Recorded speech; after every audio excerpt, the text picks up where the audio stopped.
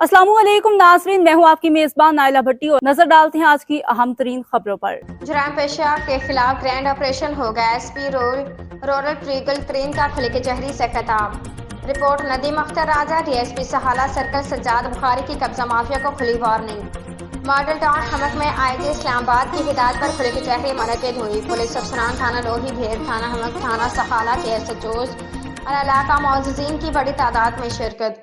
अवाम ने अफसरान के सामने शिकायत के अनबार लगा दिए। सबसे ज्यादा शिकायत कब्जा माफिया, चोरी, डकैती, मंशियात फरोशी और ट्रैफिक के हवाले से थी। डीएसपी सहाला सर्कल सज्जाद बुखारी ने शिकायत सुनी और मसाइल हल करने की यकीन दहानी कराई। एसपी समाजून ने पुलिस और अवाम में फासले कम करने पर जोर दिया। इलाके की सियासी समाजी शख्सियत हाजी मलिक आदिल ने इलाका में मौजूद मसाइल से पुलिस के आला अफसरान को आगाह किया।